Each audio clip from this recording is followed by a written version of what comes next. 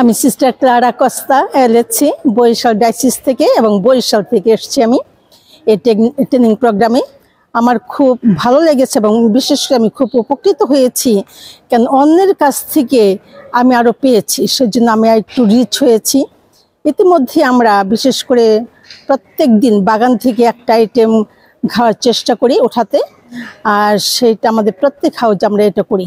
আর পরিবেশ পরিচ্ছন্ন রাখার জন্য আমরা উদ্বুদ্ধ হয়েছি ফাদার লিটনের একটা সেমিনার থেকে। আমাদের প্রত্যেক হাউজে যথেষ্ট পরিষ্কার পরিচ্ছন্ন রাখি এবং অন্যদেরও অনুপ্রাণিত করি, যেমন হোস্টেল হোমগুলোতে আমরা যেখানে কাজ করি সেখানে এই বিষয়টা আমরা দিয়ে থাকি।